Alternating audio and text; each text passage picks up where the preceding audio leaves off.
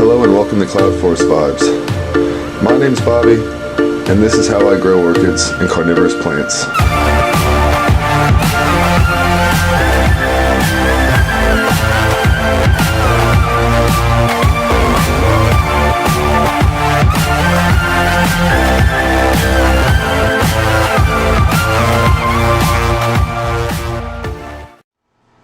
Hello and welcome to Cloudforest Vibes.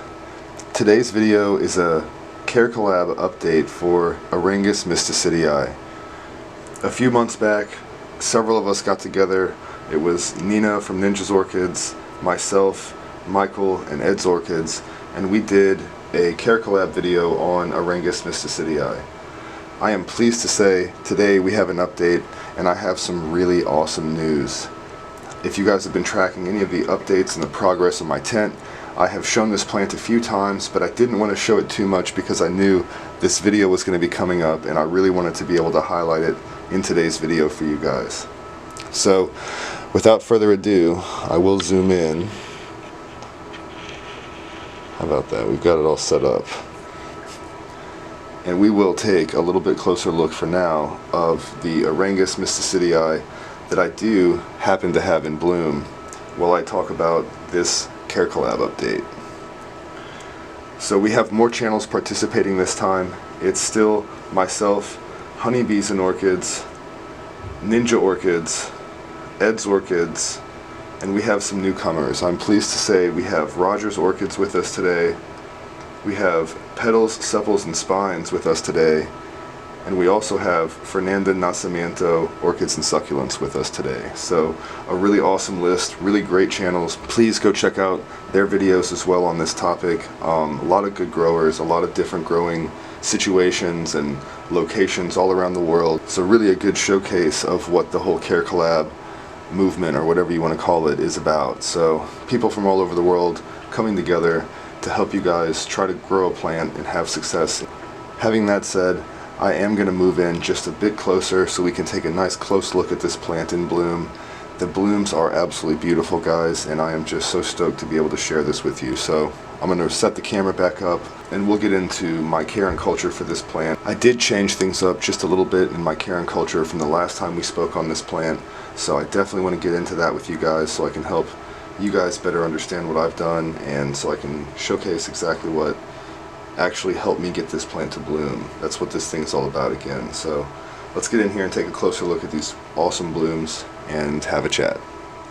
Alrighty, so we are back and we have a nice relatively close-up look of these blooms, but I will get a little closer so you guys can really see what this thing is all about. The colors are not quite coming out. It looks a lot more white on camera than it does in real life. It has a little bit more of a almost yellowish greenish tinge to it in places, and a real golden yellow color kind of in the throat area. However, still beautiful.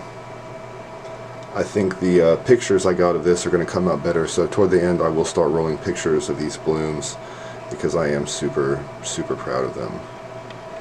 Anyhow, backing out just a bit, this is the spike from my Aerangis Mystacidii. We do have one pesky one that decided to just crack today, and I cannot wait any longer. So I'm going to have to film this video regardless. I wish it was a full spike, but I think that the four we do have definitely do quite a bit of justice to the plant. This is a really neat species of orchid.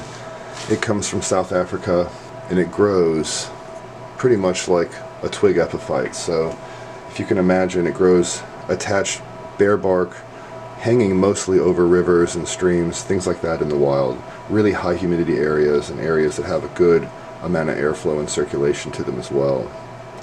The main change that I have made is with the actual culture of what I'm doing with the plant itself. If you recall, last time we looked at this plant, I was growing this with sphagnum moss on the mount itself, the zombie moss as we call it. So the biggest thing that I've done is I've taken all of that moss off of this mount. I've meticulously picked and sprayed and washed every bit of it off of here, and I can say I can truly tell a huge difference in the plant since I've done that. the leaves do get a little bit of a waviness to them. I do have to water this in the growing season just about every day. I do skip days on occasion, but it's not one of those things I would ever let this plant stay dry for too long. Unless, of course, it's in the winter, which it does like a bit of a rest. Not an extended rest like a dendrobium resting type plant. However, it does want to dry out between waterings every time, and in the wintertime I would let it stay dry for a few days in between waterings before I watered it again. Another cultural change I made last season at the end of the season was moving this plant from its normal position during the growing season into a brighter spot for the wintertime during its rest. I do believe in areas where this plant comes from, some of the trees are deciduous in the drier months, just like most places in Africa. A lot of places that have climates like that, a lot of their trees will dump leaves in order to save themselves moisture in these drier times. So because of that, I tried it out. A lot of Aerangis, a lot of Angraecoids and other things do appreciate brighter light in the dry season, so something to keep in mind.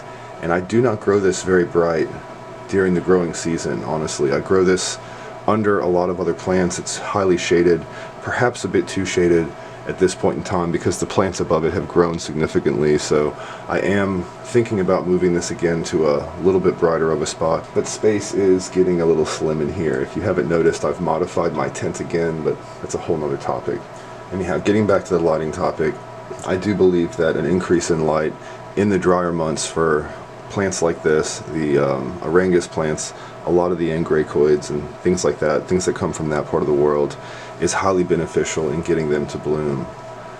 Once they start growing again heavily, a lot of times they don't need quite as much light in the growing season because they would be under heavy canopy tree cover, things like that. So something to keep in mind. I do think that played into the success of this blooming this year, so I will do that again next year.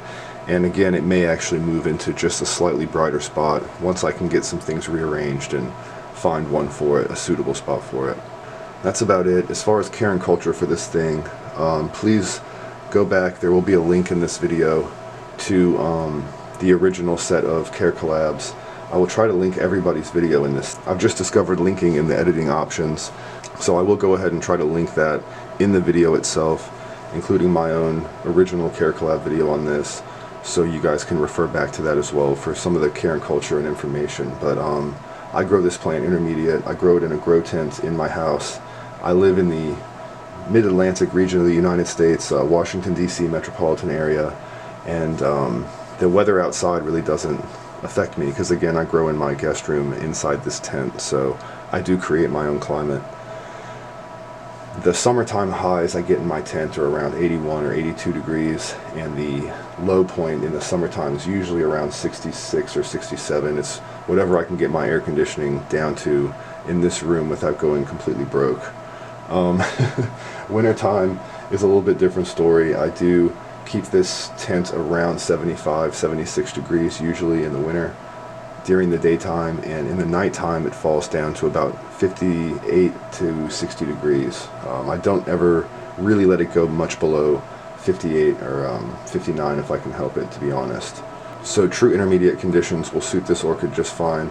Again, I grow it bare rooted on this cork, so in growth I water it very frequently. I feed it very low. I stopped feeding it higher as well. That's another cultural change I guess I should mention. I feed it now just like I would my Tolumnias or anything else for that matter. I have actually hiked down my feed levels across the board for all of my orchids in my collection. The only things I feed heavily or high anymore are my Phalaenopsis types.